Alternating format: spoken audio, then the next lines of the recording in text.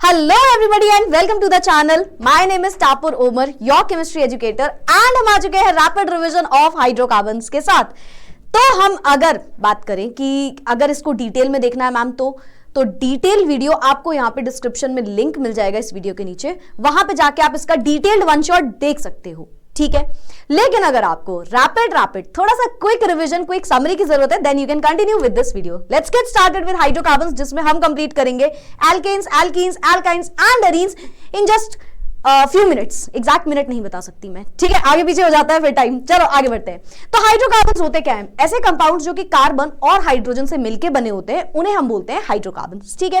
Hydrocarbons दो type के होते हैं, एक होते हैं सैचुरेटेड, एक होते हैं unsaturated. Saturated hydrocarbon single bond वाले हाइड्रोकार्बन्स होते हैं एंड अनसैचुरेटेड में मल्टीपल बॉन्ड्स जैसे कि डबल बॉन्ड और ट्रिपल बॉन्ड आ जाता है, ठीक है। अगर हम बात करें जनरल फॉर्मूला का, तो एल्केन्स का जनरल फॉर्मूला होता है CnH2n+2, एल्कीन्स का जनरल फॉर्मूला होता है CnH2n एंड एल्काइंस का होता है CnH2n-2।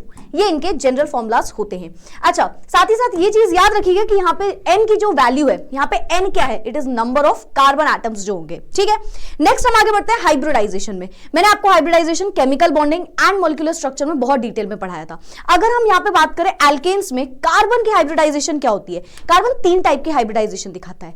एल्केन्स में वो शो करता है sp3 हाइब्रिडाइजेशन, एल्केन्स में क्या शो करेगा? sp3 हाइब्रिडाइजेशन, एल्कीन्स में शो करेगा sp2 हाइब्रिडाइजेशन एंड एल्कीन्स में, एल्काइंस होगा यहाँ पे, एल्काइंस में शो करेगा sp हाइब्रिडाइजेशन। ये तीन टाइप की हाइब्रिडाइजेशन कार्बन दिखाता है depending on number of bonds. अगर आपको नहीं याद है तो मैं आपको शॉर्ट में बता देती हूँ। सिंगल बॉन्ड काउंट करना, यानी कि नंबर ऑफ सिग्मा बॉन्ड, तो उस हिसाब से आप sp, अगर 2 सिग्मा बॉन्ड है तो sp हाइब्रिडाइजेशन, 3 सिग्मा बॉन्ड है sp2 हाइब्रिडाइजेशन, 4 सिग्मा बॉन्ड है sp3 हाइब्रिडाइजेशन होता है, ठीक है। तो इस तरीके से आप हाइब्रिडाइजेशन निकालोगे।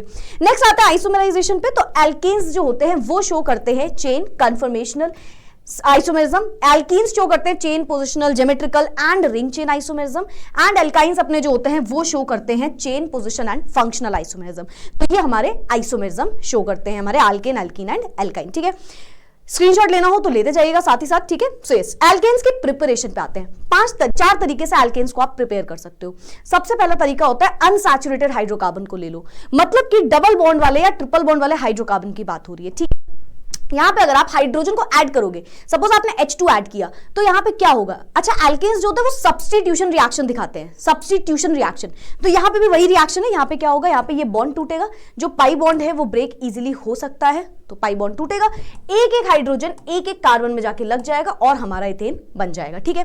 अगर आप एल्काइल हैलाइड्स ले लो तो क्या होगा? कौन सी रिएक्शन है वैसे ये? यहां पे एल्काइल हैलाइड्स अगर आपने ले लिया तो आपने सोडियम से अगर पास करा दिया, जो कि एक मेटल है, सोडियम से रिएक्शन करा दी in the presence of dry ether, तो यहां पे भी हमको एक एल्केन मिलता है देखने को, और जो हैलोजन है वो सोडियम के साथ जाके Na(X2) बना लेता है। इस रिएक्शन का एक फेमस नाम है which is Wurtz reaction. Wurtz reaction कैसी रिएक्शन है? जिसमें आप एल्काइल हैलाइड को सोडियम से रिएक्ट कराते हो, 2 टाइम्स एल्काइल हैलाइड लेते हो। अच्छा, कोई रिएक्शन बैलेंस नहीं तो उसे बैलेंस फॉर्म में आपको लिखना है, ठीक है। तो सोडियम क्या करेगा? हैलोजन को लेके बाहर निकलेगा Na(X2) के फॉर्म में, ठीक है। जैसे NaCl हो सकता है बाहर, है ना, NaX के फॉर्म में बेसिकली बाहर निकलेगा, 2 टाइम्स ऑफ NaX के फॉर्म में, ठीक है। जैसे क्लोरीन हो सकता है तो NaCl बन जाएगा, है ना, ब्रोमीन है तो NaBr बन जाएगा, एंड बचे हुए जो अपने एल्काइल ग्रुप्स है वो आपस में कंबाइन कर जाएंगे एंड हमें इवन नंबर ऑफ यहाँ पे अपने हाइड्रोकार्बन्स देखने को मिल सकते हैं, ठीक है। So yes, this is Wurtz reaction. Next होता है, अगर आपने sodium salt of carboxylic acid ले लिया तो भी ये रिएक्शन हो सकती है। कौन सी रिएक्शन? मतलब आपको तो भी एल्केन की you can say formation, preparation हम कर सकते हैं। कैसे होगा ये मैम? अगर हमने sodium salt of carboxylic acid ले लिया, मतलब कार्बोक्सिलिक एसिड में हाइड्रोजन को हटा के उसकी जगह सोडियम लगा दिया एंड हमने इसको पास कर दिया सोडा लाइम से। सोडा लाइम क्या होता है? NaOH in the presence of calcium oxide, ठीक है। तो इसे आप बोलते हो सोडा लाइम।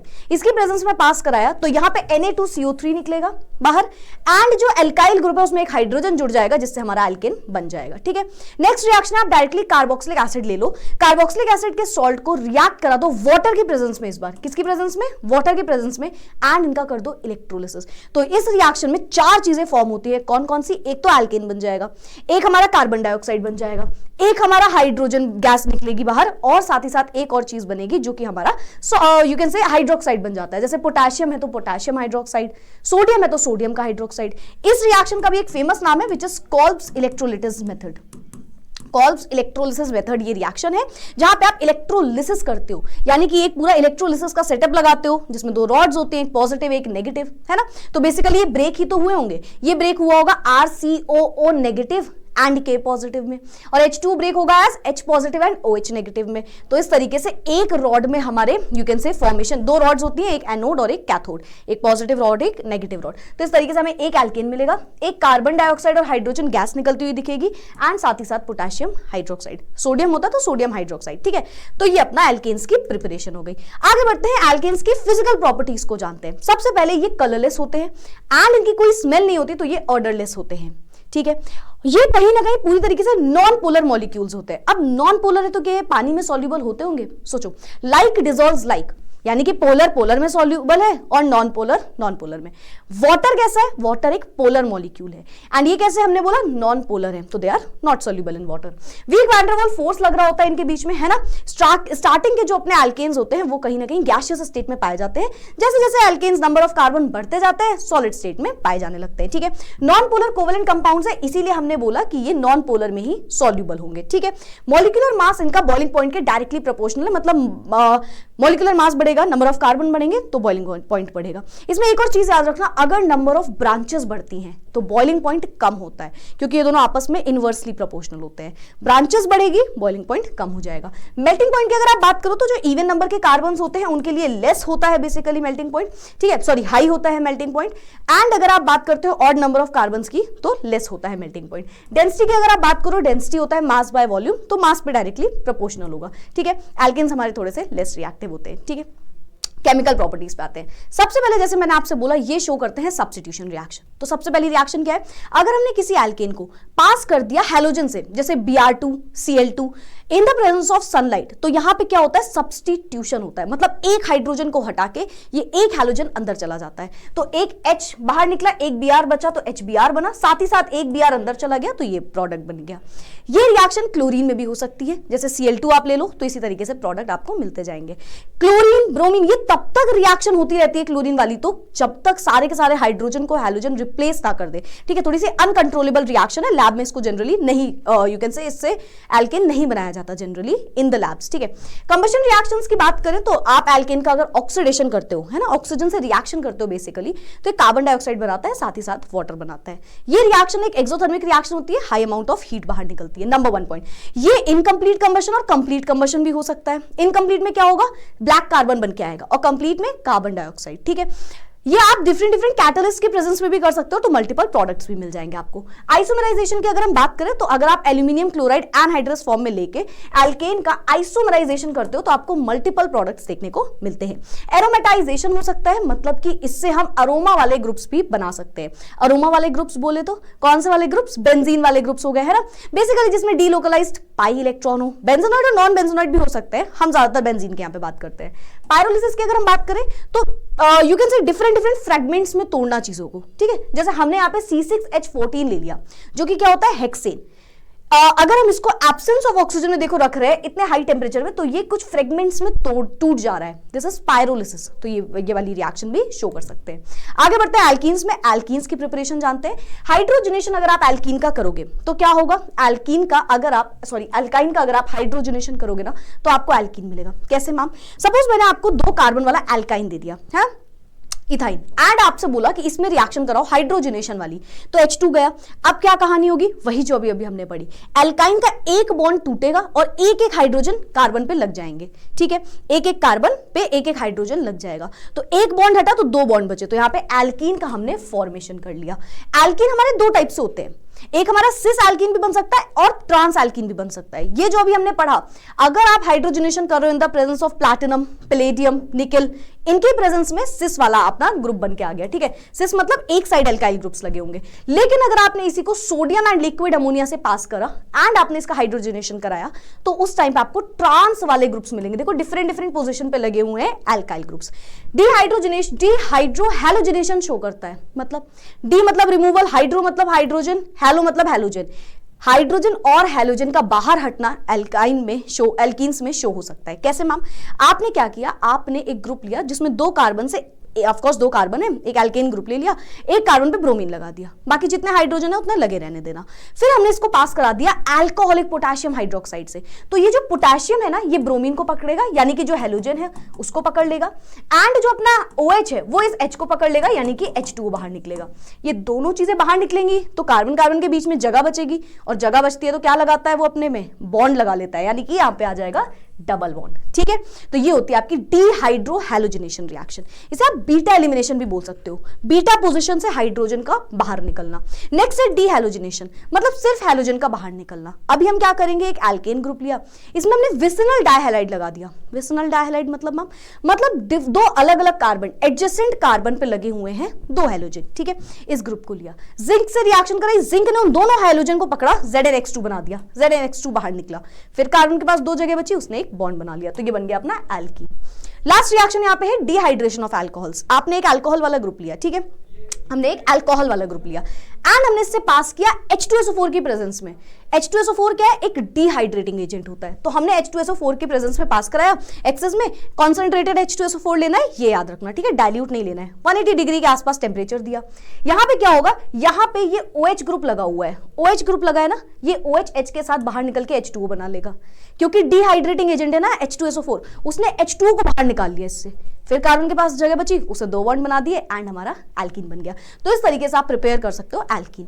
फिजिकल प्रॉपर्टीज की बात करें तो ये भी कलरलेस एंड odorless होते हैं, लेकिन इथीन जो होता है वो कलरलेस तो होता है, बट उसकी थोड़ी सी स्वीट स्मेल होती है। एल्कीन्स पार्शियली पोलर होते हैं, जैसे एल्केन हमने बोले कि एकदम नॉन पोलर है, हल्के हल्के से इनमें पोलर चार्ज, पोलर कैरेक्टर बहुत थोड़े से अमाउंट में देखा जा सकता है, बट बहुत ज्यादा नहीं, इसीलिए ये भी इनसोल्यूबल होते हैं वाटर में।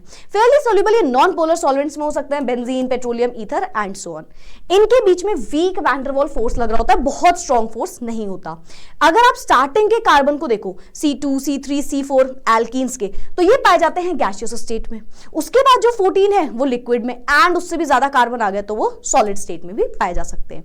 केमिकल प्रॉपर्टीज पे आते हैं, कैसी प्रॉपर्टीज शो करेंगे। नंबर 1 प्रोसेस है, प्रॉपर्टी है एडिशन ऑफ हैलोजेंस। मतलब अगर आपने C डबल बॉन्ड C वाला ग्रुप लिया एंड कोई हैलोजन आया, तो वो हैलोजन उसमें आके लग सकता है। क्यों लग सकता है मैम, यहाँ पे एडिशन रिएक्शंस हो सकती हैं, क्योंकि पाई बॉन्ड वीक बॉन्ड होता है, अगेन यहाँ पे ब्रेक हो सकता है। देखो एल्केन में एडिशन रिएक्शन हमने नहीं देखी, एल्केन में हम सब्स्टिट्यूशन रिएक्शंस देख रहे थे, है ना। यहाँ पे एडिशन रिएक्शन हो सकती है। सब्स्टिट्यूशन मतलब किसी के आने से किसी को जाना पड़े, एंड एडिशन मतलब कोई आ तो रहा है बट कोई बाहर नहीं जा रहा, तो उस टाइम पे बॉन्ड टूटते हैं, तो एडिशन रिएक्शन एल्कीन और एल्काइन शो कर सकते हैं हमारे। ठीक है, तो हमने ब्रोमीन को ऐड किया, एक बॉन्ड टूटा, एक एक कार्बन पे एक एक ब्रोमीन लग गया, तो ये हमारा हैलोजनेशन हो गया। एडिशन ऑफ हैलोजन एसिड्स भी हो सकता है, जो कि बहुत इंपॉर्टेंट है, क्योंकि यहाँ पे हमें 2 रूल पढ़ने पड़ते हैं, एक होता है मार्कोनिकॉव्स रूल, एक होता है एंटी मार्कोनिकॉव्स रूल। ध्यान से सुनना मेरी बात को, अगर कार्बन कार्बन के बीच में डबल बॉन्ड है, कार्बन कार्बन के बीच में डबल बॉन्ड है, तो हमने बोला कि HBr को हमने इसमें ऐड कराना है। ठीक है, यहाँ पे H2 होगा, यहाँ पे H होगा, यहाँ पे H3 होगा, है ना। तो अगर मुझे HBr ऐड कराना है तो मार्कोनिकॉव्स रूल के अकॉर्डिंग हाइड्रोजन डबल बॉन्ड के उस कार्बन पे भेजना जहां पे हाइड्रोजन ज्यादा है, और बचा जो हैलोजन होगा वो उस पे भेजना जहां पे हाइड्रोजन कम है। आप सोचोगे मैम इस हाइड्रोजन को फिर यहां भेजो ना, यहां हाइड्रोजन ज्यादा है, बट ध्यान सुनो, हाइड्रोजन डबल बॉन्ड के उस कार्बन पे जाएगा जहां पे हाइड्रोजन ज्यादा है। ठीक है, तो इस तरीके से आप रिएक्शन कर सकते हो। फिर इसी का ऑपोजिट होता है एंटी मार्कोनिकॉव्स रूल। वो क्या कहता है, वो कहता है हाइड्रोजन वहां भेजो जहां हाइड्रोजन कम है, और हैलोजन को वहां भेज दो जहां हाइड्रोजन ज्यादा है। ये पर ऑक्साइड के प्रेजेंस में होगा अगर एंटी मार्कोनिकॉव्स रूल है, एंड एंटी मार्कोनिकॉव्स रूल में सिर्फ और सिर्फ HBr से ही रिएक्शन हो सकती है। मार्कोनिकॉव्स रूल में ऐसा कुछ नहीं होता। अच्छा, ये चीज याद रखना, मार्कोनिकॉव्स रूल में ये चीज होगी। ठीक है, कार्बोकैटायन का फॉर्मेशन होता है, मैकेनिज्म मैंने आपको बहुत डिटेल लॉन्ग वीडियो में समझाया भी हुआ है। ठीक है, तो बेसिकली आपने हैलोजन अगर एसिड ले लिया तो उसमें एक हैलोजन और एक एसिड होगा, यानी कि H+ होगा, जैसे HCl हो गया, HBr हो गया, तो हाइड्रोजन वहां भेजना मार्कोनिकॉव्स रूल के अकॉर्डिंग जहां पे हाइड्रोजन ज्यादा है डबल बॉन्ड के उस कार्बन पे, एंड वाइस वर्सा कर देना एंटी मार्कोनिकॉव में। ऑक्सीडेशन रिएक्शन की अगर हम बात करें तो अगर हमने एल्कीन को ले लिया एंड इसका ऑक्सीडेशन कराया, ऑक्सीडेशन किसके प्रेजेंस में, alkaline KMnO4, cold dilute alkaline KMnO4, जो कि एक ऑक्सीडाइजिंग एजेंट की तरह वर्क करता है, तो इसमें ऑक्सीजन अंदर जा सकते हैं। ठीक है, यहाँ पे हमारा इथेन 1,2 डायोल, जैसे 2 OH ग्रुप अंदर चले गए, तो इस तरीके से यू कैन से ग्लिसरॉल वगैरह का फॉर्मेशन हो सकता है। आगे बढ़ते हैं एल्काइंस में। एल्काइंस की प्रिपरेशन की अगर हम बात करें तो ये कैल्शियम कार्बाइड से प्रिपेयर किए जा सकते हैं। CaC2 को अगर आप रिएक्ट कराते हो H2O से, तो क्या होता है, दो कार्बन दोनों को एक एक हाइड्रोजन मिल जाएगा, 2 टाइम्स ऑफ H2 ले लेना, ठीक है, एक एक हाइड्रोजन मिल जाएगा और कैल्शियम के पास 2 OH ग्रुप जाएंगे तो CaOH होल ट्वाइस बन जाएगा एंड अपना C2H2 बन जाएगा, ठीक है, तो एल्काइन बन गया। नेक्स्ट होता है डी हैलोजिनेशन। डी मतलब रिमूवल, हैलोजन मतलब हैलोजन का। डी हैलोजिनेशन में हैलोजन का बाहर निकालते हैं। सपोज मैंने ये एक एल्केन ग्रुप ले लिया, ठीक, डी हैलोजिनेशन, मैंने यहाँ पे पोटेशियम हाइड्रोक्साइड लिया अल्कोहलिक फॉर्म में, तो पोटेशियम हाइड्रोक्साइड में क्या हुआ, इसने रिएक्शन करी एंड ये जो ब्रोमीन है, सबसे पहले तो एक ब्रोमीन लगा रहेगा, एक ब्रोमीन को उसने बाहर निकाल लिया होगा। सबसे पहले ये KBr बाहर निकला होगा, क्या बाहर निकला होगा, KBr, और OH ने एक H पकड़ लिया होगा तो H2O और KBr बाहर निकल गया। अब एक कार्बन पे ब्रोमीन लगा एंड बाकी हाइड्रोजन लगे हुए हैं, तो वापस से आपने sodium in the presence of NH2 NaNH2 के प्रेजेंस में रिएक्शन कराई तो यहां पे आपको मिल जाएगा एक एल्काइन ग्रुप। वापस से मतलब अपना सोडियम और ब्रोमीन बाहर निकलेगा एंड एक N जो है NH2 जो आपने लिया था वो एक हाइड्रोजन को पकड़ के NH3 बना लेगा, ठीक है। फिर से समझो इस बात को, डीहैलोजिनेशन में हमने क्या किया, हमने रिएक्शन कराई इन the presence of potassium hydroxide, ठीक है। पोटेशियम पहले एक ब्रोमीन, मैकेनिज्म भी है इसमें थोड़ा, मतलब एक यू कैन से डायरेक्ट रिएक्शन नहीं बताई, थोड़ा सा समझ लो। पोटेशियम ब्रोमीन को पकड़ा होगा, बाहर निकल गया होगा और एक HOH आपस में मिलकर H2O बना लिए होंगे, ठीक है। तो यहां पे क्या बचा, यहां पे 2 कार्बन बचे, 2 हाइड्रोजन यहां लगे हैं, 2 हाइड्रोजन यहां लगे हैं। अब एक हाइड्रोजन तो जा चुका है तो एक ब्रोमीन लगा होगा, है ना, एक हाइड्रोजन हटा है, एक ब्रोमीन हटा है ना, एक कार्बन से हाइड्रोजन हटेगा, एक कार्बन से ब्रोमीन हटेगा। फिर उसके बाद वापस से रिएक्शन कराई। अब हमने sodium in the presence of NH2 रख लिया, तो NH2 ने क्या किया, एक हाइड्रोजन को उठा लिया एंड सोडियम ने क्या किया, एक ब्रोमीन को उठा लिया, तो 2 जगह बच गई ना कार्बन के पास, तो उसने 3 बॉन्ड बना लिया, तो यहाँ पे अल्काइन बन जाएगा। फिजिकल प्रॉपर्टीज की बात करें, पार्शियली पोलर होते हैं, है ना। देखो एसिडिक कैरेक्टर की अगर हम बात करते हैं तो S कैरेक्टर के हिसाब से एसिडिक कैरेक्टर देखा जाता है ना, एसिडिक कितना है कोई चीज वो S कैरेक्टर के S परसेंटेज के हिसाब से आप निकाल सकते हो। तो सिमिलरली अल्काइंस की बात करोगे, पार्शियली पोलर होते हैं, weak van der Waals force इनमें भी होती है। स्टार्टिंग के 3 मेंबर्स जो होते हैं वो गैसियस स्टेट में पाए जाते हैं, बाद के जो मेंबर्स होते हैं वो लिक्विड और सॉलिड में पाए जाने लगते हैं। हायर अल्काइंस की अगर आप बात करोगे तो कलर नहीं होता, अडर नहीं होता, लेकिन अगर आप इथाइन की बात करोगे तो इसका कलरलेस तो होता है बट एक खुद की कैरेक्टरिस्टिक स्मेल होती है। यहाँ पे मॉलिक्यूलर साइज जो है वो डायरेक्टली प्रोपोर्शनल होता है बॉइलिंग पॉइंट पे, ब्रांचेस जो है वो इनवर्सली प्रोपोर्शनल होता है, बाकी सारी चीजें एज इट इज सेम है, ठीक है, पानी में ज्यादा सॉल्युबल नहीं होंगे एंड इनफैक्ट ये अल्काइंस जो हैं ये फ्लोट करते हैं पानी में, ठीक है। अब आते हैं इनकी केमिकल प्रॉपर्टीज पे। सबसे पहले इनमें एसिडिक बिहेवियर होता है, कैसे देखने को मिलेगा, सोडियम से जब हमने रिएक्शन कराया हमने देखा सोडियम ने ना क्या किया, इससे हाइड्रोजन को बाहर निकाल दिया। अब यही तो एसिडिक रिएक्शन हुआ, है ना, हाइड्रोजन तो एसिड में पाया जाता है ना, तो हाइड्रोजन बाहर निकलता हुआ दिख रहा है। अब ये एक एसिडिक कैरेक्टर दिखा रहा है इसके अंदर थोड़ा सा, है ना, तो इस तरीके से ये रिएक्शन हो जाएगी। अगर हम इसके एडिशन रिएक्शंस की बात करें तो अल्काइन को अगर आपने हाइड्रोजन से रिएक्ट कराया इन the presence of nickel, palladium, platinum, किसी के भी प्रेजेंस में, तो ये एल्केन बना देता है, ठीक है। अगर आपने ब्रोमिनेशन यानी कि हैलोजिनेशन कराया तो एक बॉन्ड टूट के ब्रोमीन अंदर चले जाएंगे। पहले हमने हाइड्रोजन एक बॉन्ड तोड़ के हाइड्रोजन भेजा, ठीक, फिर एक और बॉन्ड 2 टाइम्स ऑफ H2 लिया है तो पहले एक बॉन्ड टूटा होगा, एक एक हाइड्रोजन 2 कार्बन पे लग गए, फिर एक और बॉन्ड टूटा, एक एक और हाइड्रोजन लग गए, तो अल्काइन से पहले एल्कीन बना, फिर उसके बाद वो एल्केन बन गया। ब्रोमिनेशन भी इसी तरीके से हो सकता है, एक बॉन्ड टूटेगा, एक एक ब्रोमीन लग गए, हो सकता है एक और बॉन्ड टूटे, एक एक ब्रोमीन और लग जाए, तो इस तरीके से हमारा ब्रोमिनेशन होगा। फिर उसके बाद क्या हो सकता है, अच्छा ये रिएक्शन देखना, अगर आपने अल्काइन को वाटर से पास करा दिया, ठीक, तो वाटर कैसे ब्रेक होता है, H और OH के फॉर्म में, ठीक है। यहां पे भी रिएक्शन कुछ इस तरीके से होगी, बॉन्ड टूटेगा, OH ग्रुप आके लग जाएगा, ये अल्कोहल बना। बट इतना ही नहीं, यहां पे रीअरेंजमेंट होगा, आइसोमराइजेशन होगा एंड ये वापस से ये जो OH ग्रुप है ये कैसे रीअरेंज होगा कि ये वाला बॉन्ड यहां पे शिफ्ट हो जाएगा, ये वाला बॉन्ड एंड ये वाला हाइड्रोजन यहां पे शिफ्ट हो जाएगा, तो ये CH3 एंड डबल बॉन्ड से O नीचे लग जाएगा, तो कीटोन का फॉर्मेशन भी यहां से हो सकता है। स्क्रीनशॉट लेना हो भाई तो लेते रहना, ठीक है। चलो आगे बढ़ते हैं, नेक्स्ट हमारा क्या है, नेक्स्ट है हमारे अरीन्स। अरीन्स होते क्या है बेसिकली, जब डीलोकलाइज्ड पाई इलेक्ट्रॉन प्रेजेंस है। अब मैं आपसे पूछूं अरीन्स क्या है तो हम सोचने लग जाएंगे, लेकिन हमारे पास अरीन्स को पता करने का रूल है। नंबर 1 होता है Hückel rule, 4n+2 pi electrons अगर प्रेजेंट है तो हम बोलते हैं कोई पर्टिकुलर जो रिंग है बेसिकली वो अरीन है हमारी, ठीक है। तो 4n+2 रूल लगा सकते हो आप, जिसे आप हकेल रूल बोलते हो। यहाँ पे n जो है वो नंबर ऑफ रिंग बता रहा होता है आपको, ठीक है। फिर उसके बाद डीलोकलाइज्ड पाई इलेक्ट्रॉन होने चाहिए, मतलब पाई बॉन्ड के जो इलेक्ट्रॉन है ना वो कंटिन्यूअसली कहीं ना कहीं घूमते रहने चाहिए, डीलोकलाइज्ड स्टेट में होने चाहिए एंड इनमें प्लेनारिटी होनी चाहिए, ठीक है। एक्स-रे डिफ्रैक्शन से ये चीज देखी गई कि अगर प्लेनर है कोई चीज तो वो अपना कैसा है, वो अरीन्स वाला ग्रुप शो कर रहा है। नेक्स्ट, अरीन्स की प्रिपरेशन कैसे करोगे, डिफरेंट तरीके हैं। जैसे आपने पहले एक एल्केन ले लिया, ठीक है, कोई भी एल्केन वाला ग्रुप लिया, ठीक है, या यहाँ पे एल्काइन ग्रुप लिया गया, एल्काइन ग्रुप ले लिया, चलो ठीक है। तो यहाँ पे हमने रेड हॉट आयरन ट्यूब से पास कराया, ठीक। यहाँ पे क्या होगा, यहाँ पे ये रिंग का स्ट्रक्चर बना लेगा, मतलब एक एक बॉन्ड यहाँ हर एक कार्बन पे जहां पे नहीं लगे हैं वहां पे लग जाएंगे, है ना, और इस तरीके से एक बेंजीन का स्ट्रक्चर बना लेंगे। तो ये एरोमेटाइजेशन, बेसिकली अरोमा की यहाँ पे प्रेजेंस हो रही है। अरोमा मतलब होता है स्मेल, कैरेक्टरिस्टिक स्मेल होती है, जैसे नैप्थलीन बॉल्स वगैरह में आती है ना, दैट इज अरोमा, ठीक है।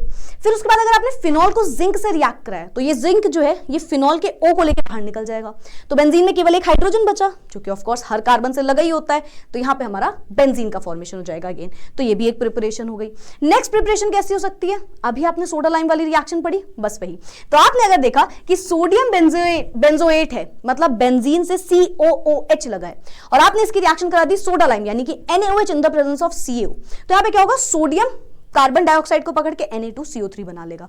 बचा क्या, वहां पे केवल हाइड्रोजन बचा, इतना ग्रुप हटा लिया, Na2CO3 बाहर निकल गया, है ना, और बचा क्या वहां पे, सिर्फ और सिर्फ हाइड्रोजन रह जाएगा। तो this is again the formation of benzene. तो ये तीन तरीके से आप इसकी प्रिपरेशन कर सकते हो, ठीक है। आगे बढ़ते हैं, नेक्स्ट क्या है, फिजिकल प्रॉपर्टीज की बात करें, नॉन पोलर होते हैं, ठीक है, कलरलेस होते हैं, बट इनकी खुद की स्मेल जरूर होती है, अडरलेस नहीं होते ये, ठीक है। नॉन पोलर सॉल्वेंट्स में डिसॉल्व होते हैं यानी कि पोलर नहीं होते, सूती फ्लेम के साथ बर्न करते हैं जिसमें येलो कलर देखने को हमें मिलता है, इनकम्प्लीट कंबशन करते हैं लैक ऑफ ऑक्सीजन में। केमिकल प्रॉपर्टीज की बात करें, बहुत सारी रिएक्शन है। सबसे पहले ये हैलोजिनेशन दिखाते हैं, बेंजीन से क्लोरीन की रिएक्शन आपने करा दी in the presence of anhydrous AlCl3 जो कि एक लुईस एसिड है, भूलना नहीं ये चीज वरना रिएक्शन नहीं होगी, ठीक है। तो यहाँ पे क्लोरीन अंदर जाके लग सकता है जिसे आप बोलोगे क्लोरोबेंजीन बन गया।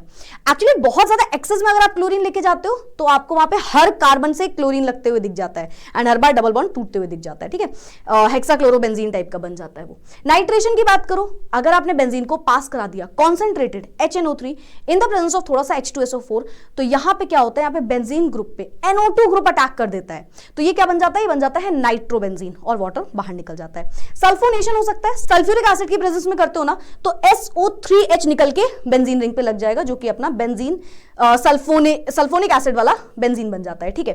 तो ये रिएक्शन हो सकती है। Next, Friedel craft alkylation and Friedel Crafts acylation, दोनों रिएक्शन बहुत इंपॉर्टेंट है, याद रखना। बेंजीन से अगर आपने रिएक्शन कराई मिथाइल क्लोराइड की इन द प्रेजेंस ऑफ AlCl3 जो कि एनहाइड्रस फॉर्म में है, यानी कि उसमें कोई वाटर या मॉइस्चर नहीं है, तो इस CH3Cl का क्लोरीन जो है, CH3Cl का क्लोरीन जो है वो तो रहेगा ही वहीं पे, CH3 जाके अंदर लग जाएगा, CH3 जाके अंदर लग जाएगा, और अंदर लगा होगा तो एक हाइड्रोजन निकला होगा तो HCl बाहर निकल गया होगा, तो यहां पे बन जाता है टॉलिन, बेंजीन में जब डायरेक्टली CH3 लगा हुआ है। इसी तरीके से एसाइलेशन हो सकता है, एल्काइलेशन में एल्काइल ग्रुप ने अटैक किया, एसाइलेशन में एसाइल ग्रुप अटैक करेगा, यानी कि बेंजीन से अगर हमने रिएक्शन करा दी CH3COCl से CH3COCl से, यहाँ पे CH3CO जो है वो ही एसाइल ग्रुप है, तो रिएक्शन एनहाइड्रस AlCl3 के प्रेजेंस में होगी, ठीक है। अच्छा, AlCl3 के प्रेजेंस में क्यों होती है, मैंने पूरा मैकेनिज्म भी आपको समझाया हुआ है ना। सो यस, तो यहाँ पे क्या होगा, COCH3 अंदर जाके लग जाएगा, CH3COCl में Cl हटा दो, HCl बाहर निकाल दो, COCH3 अंदर लगा दो, इसे आप क्या बोलते हो, इसे आप बोलते हो एसिटोफिनोन। CH3 केवल लग गया, क्या बोलोगे उसको, टॉलिन। CH3CO यानी कि COCH3 बेंजीन से लग गया तो क्या बोलोगे, एसिटोफिनोन। तो इस तरीके से केमिकल प्रॉपर्टीज हो गई, ठीक है। दो टाइप के ग्रुप्स होते हैं अगर बेंजीन में, अगर कभी भी बेंजीन में ये पोजिशन आप देखो, ये पोजिशन, इसको हटाना पड़ेगा भाई, ठीक है। अच्छा, ये पोजीशन आप देखो, ये होता है ऑर्थो पोजीशन, सॉरी ये होता है ऑर्थो पोजीशन, ये होता है पैरा पोजीशन, ये होता है मेटा पोजीशन, है ना। ऑर्थो पैरा नीचे मेटा आ जाता है, ठीक है, ये मेटा ऑर्थो पैरा पोजीशन हो गए। तो अगर कोई ग्रुप आ रहा है बाहर से, ठीक है, तो जो ग्रुप ऑलरेडी बेंजीन में लगा हुआ है वो उसको कहां पे भेजेगा, वो आपके डायरेक्टिंग ग्रुप्स हो गए, ठीक है। जैसे अगर हो सकता है CH3 लगा है कहीं पे, बेंजीन से डायरेक्टली CH3 लगा है, तो CH3 पता है कैसा ग्रुप होता है, ऑर्थो एंड पैरा डायरेक्टिंग, मतलब अब इनकमिंग कोई ग्रुप आ रहा है तो वो उसे ऑर्थो या पैरा पोजीशन पे लगने को बोल देगा। तो इस तरीके से हमारे दो टाइप के ग्रुप होते हैं, एक जो किसी को ऑर्थो या पैरा पे डायरेक्ट कर देंगे और एक जो किसी को मेटा पे डायरेक्ट कर देंगे। यहाँ पे कुछ ग्रुप्स लिखे हैं, make sure you learn these group, ठीक है। ऑर्थो एंड पैरा पे क्यों डायरेक्ट करते हैं, क्योंकि उस टाइम पे बेंजीन में ऑर्थो और पैरा पोजीशन पे इलेक्ट्रॉन की डेंसिटी बढ़ी होती है एंड मेटा के टाइम पे मेटा पे इलेक्ट्रॉन डेंसिटी बढ़ा के रखता है वो ग्रुप, तो इस वजह से इनकमिंग ग्रुप को वो ऑर्थो या पैरा पे लगा देंगे, ऑर्थो डायरेक्टिंग ग्रुप या पैरा डायरेक्टिंग ग्रुप। एंड अगर मेटा पे लगा देंगे तो हम बोलेंगे क्योंकि उसने इलेक्ट्रॉन डेंसिटी मेटा पोजीशन पे बढ़ाई हुई है तो आने वाले ग्रुप को वो मेटा पे डायरेक्ट कर देगा, तो वो हमारे मेटा डायरेक्टिंग ग्रुप्स होते हैं। नेक्स्ट होता है कार्सिनोजेनिसिटी एंड टॉक्सिसिटी। ये क्या होता है, अगर कभी भी 2 या 2 से ज्यादा बेंजीन रिंग आपस में फ्यूज करके लगा दी जाए तो उस टाइम पे क्या होगा, बहुत toxic and cancer producing behaviour show होता है ना, इस वजह से, जैसा सिगरेट्स वगैरह में हो रहा है ना। तो ह्यूमन बॉडी में जो बायोकेमिकल रिएक्शंस होती हैं ये डैमेज कर जाती हैं डीएनए, कैंसर कॉज कर सकती हैं, इस वजह से बहुत हार्मफुल होती हैं। क्यों हो रही होती है, इनकम्प्लीट कंबशन जब होता है, टोबैको हो गया, कोल हो गया, पेट्रोलियम हो गया, इन सब के प्रेजेंस में, ठीक है। तो यहाँ पे अगर 1 से ज्यादा, 2 या 2 से बहुत ज्यादा रिंग आपस में लग गई तो वो काफी ज्यादा हार्मफुल होती है हमारी बॉडी के लिए। So this is carcinogenicity and toxicity. Again अगर आपको कोई भी ऐसा टॉपिक लग रहा है कि यार थोड़ा सा और डिटेल में होना था तो उसके लिए आप वन शॉट देख लेना, वीडियो के डिस्क्रिप्शन में आपको लिंक मिल जाएगी। और अगर आपको बहुत रैपिड लगा हो तो थोड़ा सा स्लो में लगा लेना। दैट्स इट, खत्म, टाटा बाय बाय। फिर मिलेंगे अगले चैप्टर के साथ with next rapid revision. Bye bye, take care and keep studying everyone. Thank you so much.